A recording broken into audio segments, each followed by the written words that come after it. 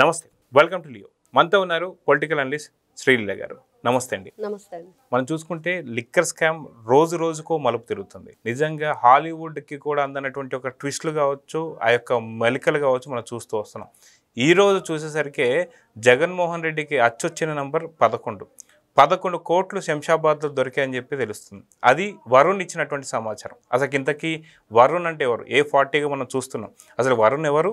ఈ యొక్క 11 కోట్లు తను చెప్పిన సమాచారం బట్టి దొరికాయి.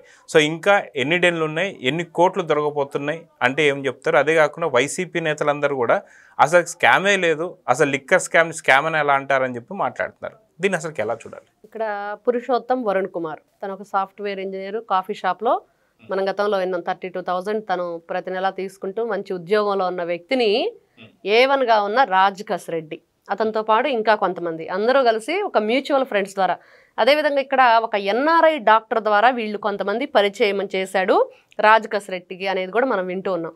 అంటే ఇక్కడ రాజకస్ రెడ్డి చక్కగా IIT చేసిన వాళ్ళనో లేకపోతే బీటెక్లు చేసి చక్కగా వాళ్ళు ఏదన్నా మంచి పొజిషన్లోకి వెళ్ళవలసిన పిల్లల్ని వాళ్ళ బ్రతుకు తెరువు కోసం లేకపోతే వాళ్ళకి ఏదైనా ఉద్యోగాలు లేకుండా ఇట్లా కాఫీ షాపుల్లో పనిచేసే వాళ్ళని వీళ్ళు గేలం వేసి పట్టారు. వాళ్ళకి ఏది అవసరం, అక్కడ డబ్బు అవసరం. ఆ డబ్బుని ఎరగా చూపించి వీళ్ళు ఈ స్కామ్లోకి ఎలా లాగారు అని అంటే ఇప్పుడు వాళ్ళే తట్టుకోలేక ఇప్పుడు రాజకస్ రెడ్డిని అడిగితే ఏది చెప్పట్లేదు. ఇక్కడ చాణక్య లేకపోతే ఈ పురుషోత్తం వరుణ్ కుమార్ అనే వాళ్ళు ఈ విషయం చెప్పారు. ఇదిగో పలానా ప్లేస్లో శంషాబాద్ మండలం కాచారం అనే విలేజ్ దగ్గర ఒక ఫామ్ హౌస్లో ఇదిగో పలానా డబ్బు ఇలా అట్టపెట్టెల్లో పెట్టుందని చెప్పటం, వీళ్ళంతా వెళ్ళటం, అక్కడ అధికారులు వెంటనే ఆ డబ్బన్నీ కూడా అట్టపెట్టెలన్నీ కూడా వీడియో తీసి ఇప్పుడు మనం నిన్నటి నుంచి చూస్తున్నాం, అదంతా హల్చల్ చేస్తుంది. ఎక్కడ మనం ఓపెన్ చేసినా కూడా ఇదే వీడియో కనిపిస్తుంది. 11 కోట్లు అంటే జగన్మోహన్ రెడ్డి 11వ ఎమ్మెల్యేగా, మరి వైఎస్ఆర్సీపీ పార్టీ 11 మంది ఎమ్మెల్యేల్లో జగన్మోహన్ రెడ్డి 11వ ఎమ్మెల్యే, 11 కోట్లు. లిక్కర్ స్కామ్లో కూడా 11 మందిని అరెస్ట్ చేసిన తర్వాత మొన్న ఎప్పుడో ఈ మధ్యన మిథున్ రెడ్డిని అరెస్ట్ చేశారు. కానీ అంతకుముందు 11 మంది. అంటే ఇవన్నీ కూడా గతంలో చూసాం. 11 మంది పోలీసులను కూడా వీళ్ళ కేసులో సస్పెండ్ చేయటం చూసాం. మరి ఇవన్నీ కూడా వింటూ ఉంటే మొన్న చూసాం కాకాని గోవర్ధన్ రెడ్డి మీద కూడా 11 కేసులు. ఇవన్నీ వింటూ ఉంటే 11 బాగా అచ్చొచ్చింది. జగన్మోహన్ రెడ్డి లక్కీ నెంబర్ అనేది వినిపిస్తుంది. అయితే అదే కాక మనం చూసుకుంటే శంషాబాద్లో సంబంధించి వీళ్ళు హైదరాబాద్లో 5 డెన్లు పెట్టారు. అదేవిధంగా గుంటూరు తాడేపల్లిలో ఒక డెన్ పెట్టారు. అదేవిధంగా చూసుకుంటే మనకి దుబాయ్లో ఏదైతే 5801 అనేటువంటి ఒక ఫ్లాట్లో మనం చూసాం ఎలాంటి అరాచకాలు చేశారని చెప్పేసి. సో వాస్తవానికి లిక్కర్ స్కామ్లో ఒక్కొక్కటి బయటకు వస్తున్న విధంగా చూసుకుంటే ఫస్ట్ స్టార్టింగ్లో 8 కోట్లు ఏదైతే ఉన్నాయో తరలిస్తున్నటువంటి సందర్భంలో చెవిరెడ్డి భాస్కర్ రెడ్డికి సంబంధించిన డబ్బులు అని చెప్పేసి అన్నారు.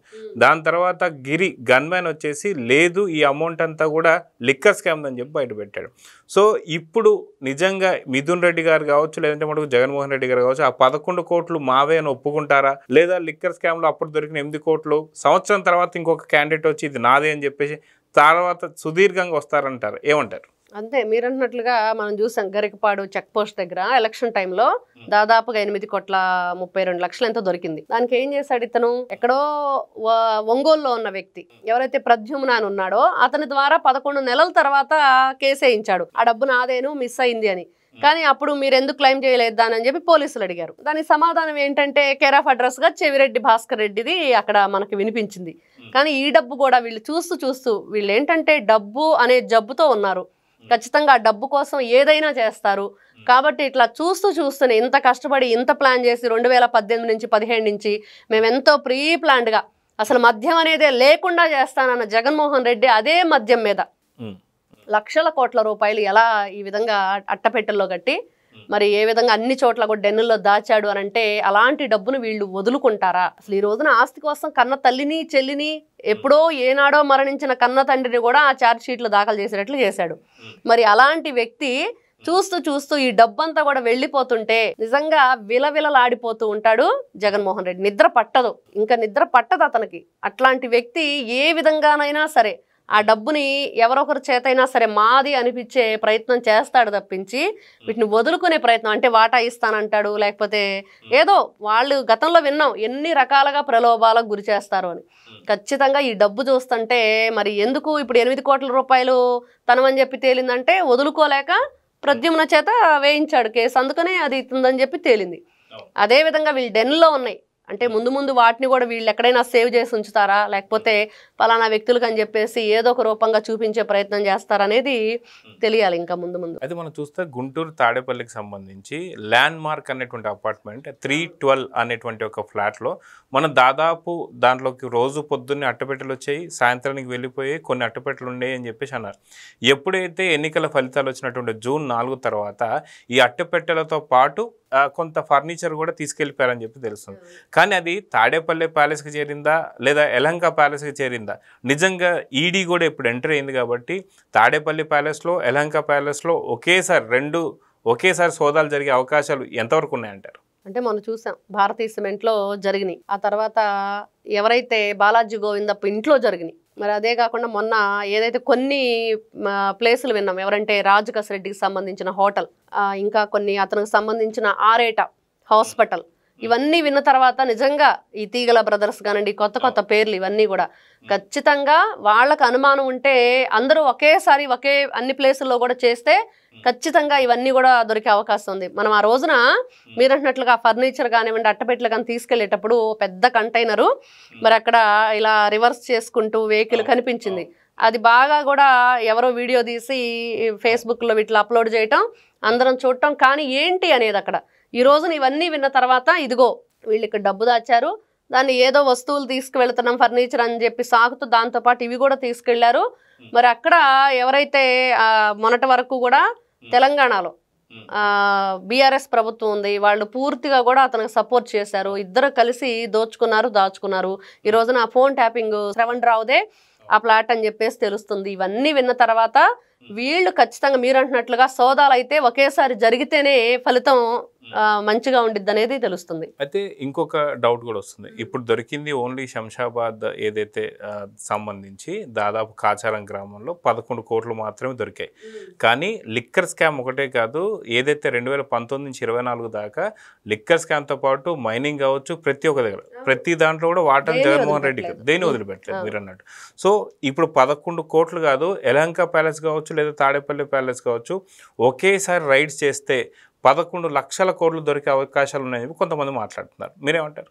అంటే అంత డబ్బు జగన్మోహన్ రెడ్డి అలా పెట్టే అవకాశం ఉండకపోవచ్చు. పదే లండన్ వెళ్ళేవాడు, ఆ తర్వాత ఎక్కడికి వెళ్ళినా కూడా వీళ్ళు ఈ డబ్బు అనేది తరలించారనేది మనకు అర్థమవుతుంది. ఇష్టానుసారంగా వన్స్ ఇక్కడ నుంచి హైదరాబాద్ నుంచి ఇంకెక్కడికైనా వీళ్ళు స్పెషల్ ఫ్లైట్స్లో తిరిగారు. ఇప్పుడు అక్కడ ఆ ఫ్లైట్స్లో వెళ్ళినప్పుడు వాళ్ళ ఇష్టం ఎంత క్యారీ చేశారు, ఏం చేశారు. మీరు అన్నట్టు వాళ్ళ కూతురు దగ్గరికి వెళ్తున్నా అని చెప్పి ఆస్ట్రడామ్కి వెళ్ళారు, అక్కడ ల్యాండ్ అయ్యారని కూడా బోలెడన్న చోట్ల ఎందుకు దిగారు. అప్పట్లోనే మనం కథనాలు వింటూ ఉండేవాళ్ళం, ఇతను డైరెక్ట్గా అక్కడికి వెళ్ళాలంటే పలానా వేరే ప్లేస్లో దిగాలి, మరి అక్కడ దిగకుండా ఇక్కడ దిగటానికి కారణం ఏంటి? మరి ఇతను పిచ్చోళ్ళగా ఎయిర్పోర్ట్లో చేతులు కట్టుకొని నిలబడి అటు ఇటు చూస్తూ ఉన్న ఎవరెవరో వీడియోలు తీసి పెట్టారు జగన్మోహన్ రెడ్డి, పలానా ప్లేస్లో ఉన్నాడు, పలానా చోట ఉన్నాడు. ఇవన్నీ విన్న తర్వాత ఇప్పుడు మనం చూస్తూ ఉంటే నిజంగానే 11 లక్షల కోట్లు ఒకే చోట ఈ విధంగా యలహంక కానివ్వండి, తాడేపల్లి కానివ్వండి పెడతాడా అంటే ఖచ్చితంగా ఉంచడు.